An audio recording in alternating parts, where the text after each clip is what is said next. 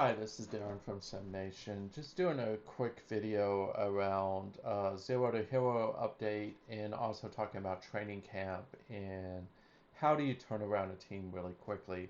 I am going to do a defensive video. I am actually working through that. I'll talk a little bit about that in this video, but I'm going to have a full-on video around defense because a lot of people have asked me about it. It's one of those areas I actually very much excel at because I tend to be a defensive coach, which makes sense if you think about uh, my favorite pro team is Pittsburgh. I grew up around the Steel Curtain. I actually lived in Pittsburgh during those years. So uh, I have always had a special place in my heart for defense. Offense is something I'm good at, but it's not my favorite thing. So let's dive right in. So last season, I think a lot of you remember that I've been doing Zero to Hero probably for about 3 or 4 years now, or 3 or 4 seasons. I started it with Texas Tech and Southern Miss. Uh, Back at that point, it was I would take a team right before the season started, or the regular season started. I'd be able to recruit through the regular season and the off season, and then the goal was by year two is to get that team to the playoffs. Excuse me. Uh, I was successful with Texas Tech. The first season, they didn't have a great record. I think they went to a bowl. I was a little irritated by that because they had a losing record. But the second season, they made the playoffs. The third season, they made the playoffs again. At that point, I made a decision that I was going to do a zero to hero where I would take the team over at the season flip, and all I would have to build the team is the staff hiring and the 4 to 5 weeks of recruiting in the off season. Um, Honestly, I was didn't have much success until last year with that. Yeah, the teams had winning records; they were going to bowl games, but I wasn't making the playoffs and making noise in the conference. Last season, I took over South Carolina. I tried a couple new things, which I'll talk about in this video. And I was able to take South Carolina to the playoffs. They won the SEC championship game. And generally, it was a good approach. I did take a second team with Hawaii where I didn't essentially break up the entire roster. I kept the roster that Hawaii had and saw if I could win by just playing the style that Hawaii needed to play. Hawaii was good most of the season, but of course missed the playoffs, did make a bowl. So this year I'm doing Louisville is my break apart everything team. And then, of course, I have Oregon, who is the play to the style that that team already plays. And I'll still have Colorado and South Carolina, mostly just because I want to see if I can repeat with South Carolina. And then I have Maryland as well, who is just that's my favorite team in real life, and that is probably one of the most successful teams in this league. As you can see, Maryland didn't enter the season as the preseason number one. Hats off to Stewart with UCLA entering, and he also has Western Michigan, so he has two teams in the top five. So again, hats off to him. If you want to join our league, we're at training camp, which means Thursday of next week we'll likely begin the season. It'll probably be Saturday because I normally skip a sim just to give people time to get ready for the regular season. So if you want to join, Miami is a open team. If you have interest, a really good one in that one. And then we have some other teams in there that are also open. Like Washington State I think they're still above 90. They may be in the 80s now. Houston is another one to keep an eye on. Louisiana Lafayette. So there's still some really good teams out there. And this will be interesting because Gary moved away from Miami and he's now at West Virginia. So it would be fun to see how that plays out. So back to the actual video. One of the things that you want to do if you want to be successful in Zero to Hero is understand how to build a roster. So I'll touch on coach hiring real quick. I'm not going to spend a lot of time on it. This will be pretty quick. When you're doing staff hiring for Zero to Hero, just in any team in general, if you're in an online league, I would wait until staff hire 3 or 4 to get your coach. Uh, and the reason why I say that is you want to lowball the coach. in terms of what you're going to offer them. By that point, most human teams have already gotten their coach, so you don't have to already got their coach. Uh, so you'll be able to lowball people. And the reason why you want to lowball is you want to be able to put as much money towards recruiting as you can. So all these coaches were $12 million coaches. I got them for two. Uh, Now, the reality is Warner Lance probably should have been my head coach, but I got Seaman before I got Lance. So, and the reason why I say that is he's pretty good on both sides of the ball. But the reason why Lance remains the head coach is he's a better recruiter than, I'm sorry, Seaman is a better recruiter than Lance. But I am going to essentially run a pro style offense in a 4-3 hybrid. So you see that hill, well, both of these guys will kind of run first, which is what I'm going to try to do because I want to do play actions and really start opening up the game. But the key here is, and also he's really good with quarterbacks, if I remember correctly, so is he. But he's better with running backs as well. So the key normally what you want is wait to staff hire 304. You can lowball them, so if they're 12 million, you can get them for 2 million. Now you have to worry about the CPU trying to take them away from you, but by that point, traditionally the CPU is also winding down. You want your head coach to be good at recruiting. You want your offense and defense coordinators traditionally to be good at the key positions you need help in, and also at being able to coach, as well as some of the final things like intelligence, flexibility, and so forth. Um, so if you look at this, you'll see he's a good leader, he's got good charisma, he's got good flexibility. Those are good traits in a coordinator, and of course he can coach the hell out of the offense. Um, Plus, he's really good at mentoring quarterbacks on defense. Same thing here. You notice he's really good at defense. He's got good loyalty. He's okay at charisma and leadership, not great, but also for the amount of time I had to get him, he just makes sense. So that's the key though, is lowball the coach. Try to have the coaches, your head coach be good at recruiting, your coordinators be good at actually coaching offense or defense, and then have them be good at one or two positions to be able to help. Now, traditionally, you do want to make sure that they match the style of play you want to have, um, and that's going to be really important. Pipelines matter a little bit if you're into that. I wasn't focusing on pipelines, but at Louisville, PA, and California is one of the reasons why I chose Seaman, because I'm going to try to go into those states. And as you can notice, I have two coaches plus Georgia, because Louisville's in Kentucky, which is not too far away from Georgia. And then, of course, again, California and New Jersey. So I tried to specifically target. When we look at the roster, now, here's the most important thing. Actually, let's go here. So, no, let's just go back. So when you're doing recruiting in general and taking over a team, um, there are certain positions that you need to focus on people who have very specific skills. And then there are other positions where you're just trying to get the best talent possible. So quarterback is a skill position. So you want to have people who have good arms, good accuracy, good intelligence, one of those, right? Traditionally, intelligence and accuracy, or arm and intelligence. If you get all three, you're in great shape. And you want to have people who have skill.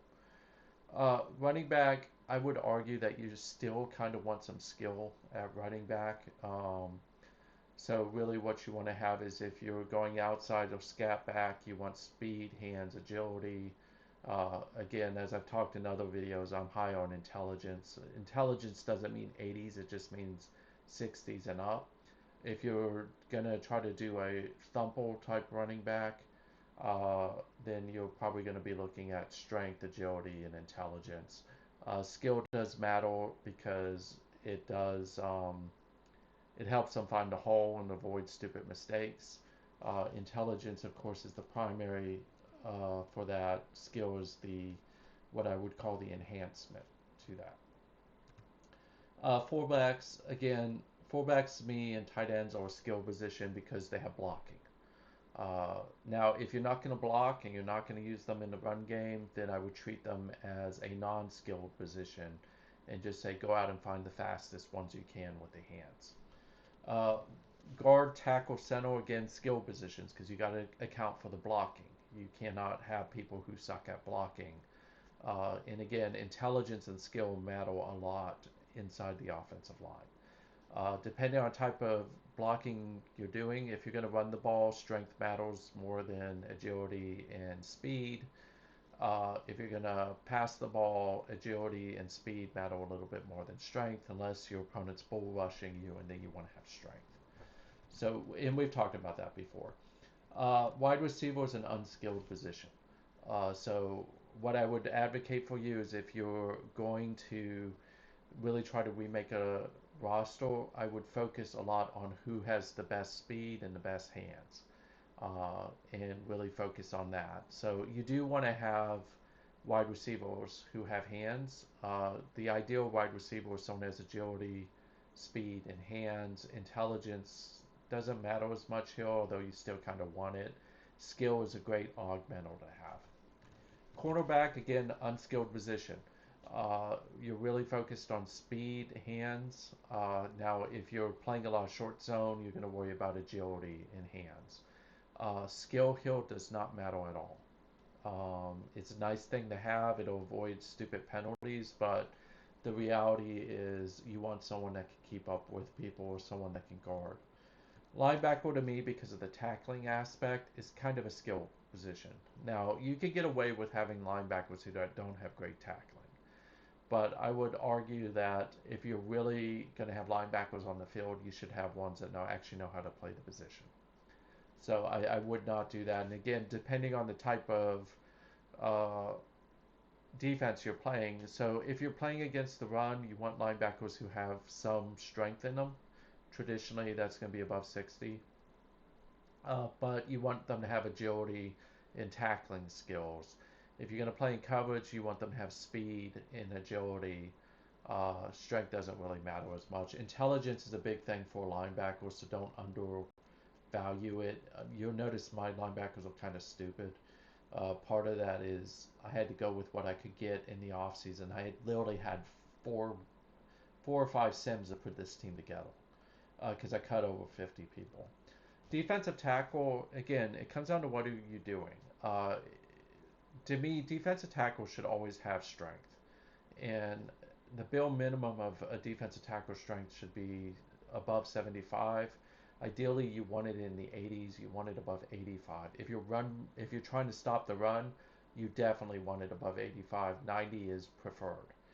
Uh, the best run defense teams have people who have strength at defensive tackle because they're lining up against the guards in a 4-3.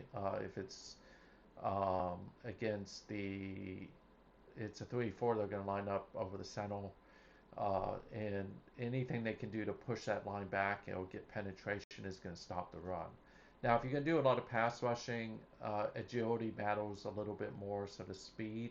So you want to have that in there. And in fact, some really good defensive tackles have good speed because that means that they can blow past the center, who's traditionally pretty slow. You do want to make sure you have people who can tackle. Tackling is important at this position. I'd probably say higher than 45, um, but the reality is you should be aiming for above 50. Now you can see I already have a problem. Um, Defensive end, again, it depends on what are you doing. If you're trying to stop the run, you want people who are stronger, uh, especially that can match up well against the tackles who may be strong. So traditionally for me, you're not going to see a lot of success with defensive ends who have strength less than 50. Even in speed rushing scenarios, they need to have some form of strength. Otherwise, the tackle's just going to tap them and they're going to go flying. Uh, but what I would say is against the run, you definitely want to have defensive ends that have strength, traditionally above 70. 65 is serviceable, but above 70 is optimal.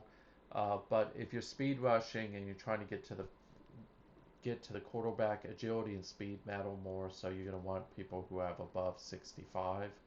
Ideal is 70 and above. Free safety, strong safety, it depends on what you're playing.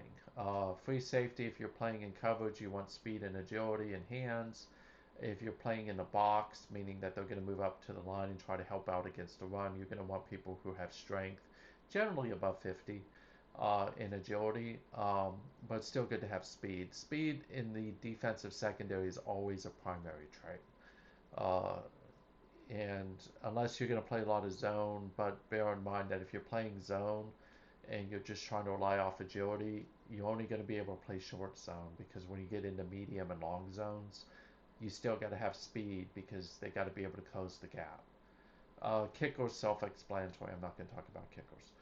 So what I've done with this team is I knew going in that I was going to have issues finding cornerbacks because I knew the lay of the land. I knew that I was going to have issues with finding potentially free safeties as well. So what I did is I went after more running backs, after more wide receivers than I normally would, because I knew I would have to change them in positions. Now, training camp is an important sim, and it's very important for one regard. This is the best sim that you have if you're going to make a position change in an online league, to change someone from offense to defense, assuming your league lets you, and get the most value back from that change. Throughout the season, yeah, they'll continue to grow, they'll continue to do things, but it's not going to be the same. So you'll want to make your position changes for the new season coming right before training camp, so that it happens in training camp and you get the most value out of that. Likewise, if you have people who are low in endurance, low in strength, or low in speed, or low in agility, you'll want to really focus in on those traits when we under the training schedule, and I'll show you that in a second. But here's so if I look at my roster, is there's a guy here, because I think I've already moved him, because this is like my second try at this video. Where are you? It's not Whitworth. It's not Vargas. Was it Eaton? I think it may have been Eaton. No, it wasn't Eaton. Well, one of these guys was a quarterback. I think, is it Gabriel? Yeah, it was Gabriel. So I kept Gabriel only for one reason. I was going to make him a defensive back because he had 86 speed. His tackling is horrible. His hands are pretty horrible, but he gives me some depth. Traditionally, what I'm looking for is, I'll show you this, is when I look at wide receivers, I'm going to look across here and I'm going to see who's got the traits that would make them a good wide receiver. And anyone that doesn't, I'm going to look at potentially changing the position. But when I look at who I want to make cornerbacks, I value hands and speed. So I want to make sure this is traditionally in the 20s or 30s. Think like a Dion, right?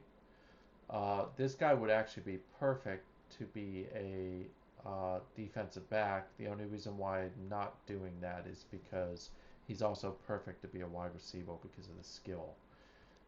So I didn't make that change because he's got good hands. I want to keep my hands in the 80s and 90s as much as I can. So that's the only reason why he didn't move. But there were a couple that I moved, which you can see by skill 0 and 1. Which, again, by moving it before training camp, this skill will be somewhere in the 20s by the time we get done, or I hope is in the 20s. A couple of these guys aren't very smart, so that may hurt me. But like Vasquez, if you look at him, it's obvious that he was at one point a quarterback and got moved. Whitworth was a wide receiver, if I remember correctly. Um, Not a great wide receiver with hands of 56, but candidly, he's got great endurance, meaning he can stay on the field. His speed is marginal enough that he'll be able to play. Um, but I wanted to make sure I at least had a couple people in the 90s. So as you can see, Alberto Long was a running back, Eaton was a wide receiver.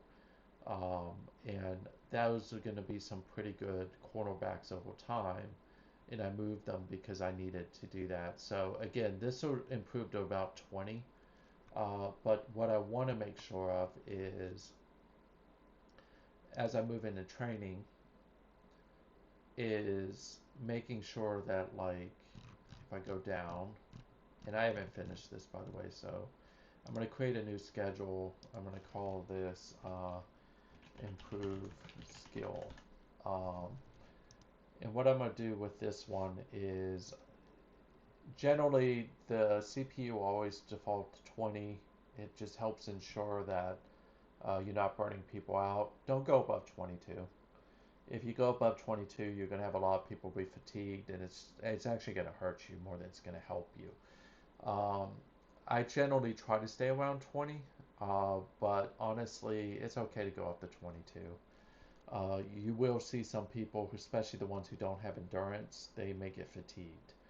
Um, but going back to this is, if you're ever not sure, I'm going to have these people do position drills and game tape as the primary. So I'm going to keep everything at 5 except for I'm going to take this to 6 and I'm going to take this to 6. Now I could take the other ones to 4. I'm not going to do that. But as I go back and I look here is for the guys that are already fast but lack skill, I'm going to set this to improve skill, improve skill. And what I'm trying to do is, as this goes through and runs, actually it's going to be like most of my secondary. What I'm really trying to do is ensure that I maximize the benefit of the training camp with these individuals to improve their skill. Now, again, like I mentioned, skill in a cornerback is really, are they going to be out of position on a play, or are they going to potentially draw a penalty? So if you have really low skill, they're going to draw penalties, and you can make the argument that they may not be all that good. Now, Gabriel, honestly, I'm not going to improve his skill. What I'm really going to focus on is more having him play cornerback, um, or I'm going to create another schedule, and I'm just going to call this one improve physical. And the reason why I want him on a physical one is because he is pretty bad. So again, athletic training is what helps with speed and agility. Physical is what helps with strength and stamina. So I'm actually going to take this up to 7, and then that'll get me to 22. And I'm going to take him over to that. And then my hope is all these guys will be somewhere in the 20s, maybe 30s if I get lucky. And that will help me just be able to do guard much more. When I look at the quarterbacks, coach focus is huge, so you get more points off coaches with what they're good at. So my head coach was good with skilled players, so he gets dots in. My offensive coordinator is really good with quarterbacks, so he gets woo. Um, I don't I don't think Federico Ross needs to have a lot more. By the way, Federico Ross is a 2-star. What I will tell you is traditionally there's about 5 to 10 1-stars that are hidden gems. There are probably about maybe 10 2-stars that are hidden gems. Uh, just look for them, because if you can get them, especially if you're doing a zero to hero like I do, I'm looking for those players. Now, in full transparency, I knew about Federico Ross. I had stumbled across him with one of my other teams, South Carolina to be exact. And I didn't go after him with South Carolina because South Carolina already had a quarterback, and I wasn't going to be looking to do a mobile quarterback, which he is.